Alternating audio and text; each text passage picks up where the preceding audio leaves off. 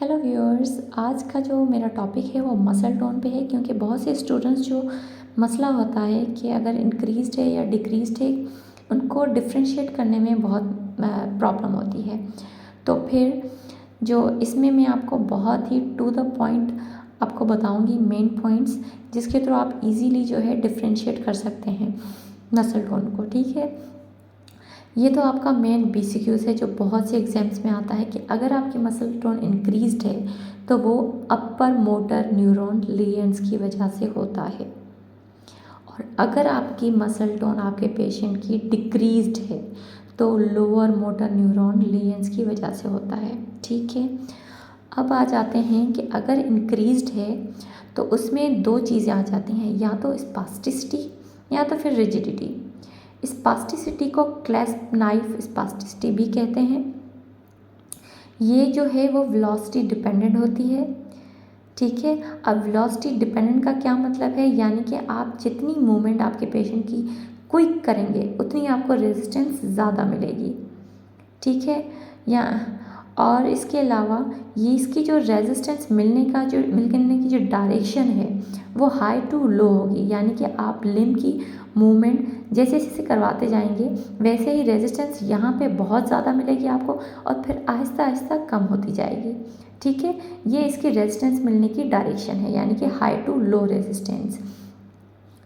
उसके बाद हमारे पास आ जाती है रिजिडिटी। ये रिजिडिटी जो है, रिजिडिटी और स्पास्टिसिटी में मेन डिफरेंस यही है कि ये स्पास्टिसिटी जो है वो वेलोसिटी डिपेंडेंट है, जबकि रिजिडिटी वो वेलोसिटी इंडिपेंडेंट है, यानी कि चाहे आप क्विक मूवमेंट करें या स्लो मूवमेंट करें, इसका कोई भी इफेक्ट रिजिडिटी पे नहीं आएगा। ये वेलोसिटी इंडिपेंडेंट है। ठीक है, और फर्दर ये जो है दो टाइप्स की होती हैं, लेड पाइप रिजिडिटी और कॉगविल रिजिडिटी। ठीक है, अब लेड पाइप रिजिडिटी और कॉगविल में मेन पॉइंट जो डिफरेंस है वो ये है कि लेड पाइप रिजिडिटी में आपको रेजिस्टेंस जो है वो यूनिफॉर्म मिलेगी, यानी कि आप अगर फ्लेक्शन करवा रहे हैं तो आपकी 0 डिग्री से 90 डिग्री या जितनी भी आप फ्लेक्शन करवा रहे हैं आपको थ्रू आउट द मूवमेंट आपको रेजिस्टेंस मिलेगी। इसको हम क्या कहते हैं, लेड पाइप रिजिडिटी। और दूसरी जो है वो है कॉगविल रिजिडिटी। इसमें क्या होता है, आपको जो रेजिस्टेंस मिलती है वो ऑन एंड ऑफ रेजिस्टेंस मिलती है, यानी कि आप अगर मूवमेंट करवा रहे हैं तो 0 to 30 डिग्री आपको रेजिस्टेंस मिली, फिर 30 to 40 डिग्री आपको नहीं मिलेगी, फिर 50 to 60 डिग्री आपको मिलेगी। दैट मीन्स आपको मिल रही है नहीं मिल रही, मिल रही है नहीं मिल रही, उसको हम क्या कहेंगे, कॉगविल रिजिडिटी। ठीक है, और ये रिजिडिटी जो है वो क्लासिक एग्जाम्पल है पार्किंसन डिजीज़ का। ये मेन BCQ से काइंडली नोट कर दीजिएगा आप। ठीक है, अब हमारी जो फ्लेसिडिटी यानी कि डिक्रीज्ड जो टोन है उसमें क्या होता है कि आपकी लिम्ब बिल्कुल फ्लॉपी होती है, उसमें कोई भी रेजिस्टेंस नहीं मिलेगी आपको। ये ब्रेन शॉक या स्पाइनल शॉक के बाद में मिल सकती है आपको।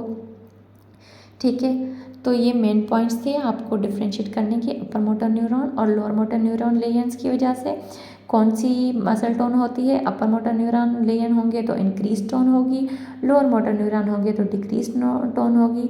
डिक्रीज्ड है तो फ्लैसिडिटी, इंक्रीज्ड है तो स्पास्टिसिटी या रिजिडिटी। स्पास्टिसिटी और रिजिडिटी में क्या डिफरेंस है, स्पास्टिसिटी वेलोसिटी डिपेंडेंट है और इसकी जो डायरेक्शन है रेजिस्टेंस की वो हाई टू लो रेजिस्टेंस है, और रिजिडिटी वेलोसिटी इंडिपेंडेंट है और इसमें लेड पाइप और कॉगविल आ जाता है, यानी कि लेड पाइप में आपको यूनिफॉर्म रेजिस्टेंस मिलेगी और कॉगविल में ऑन एंड ऑफ रेजिस्टेंस मिलेगी। सो व्यूअर्स, आज की मेरी वीडियो जो है इसी में थी।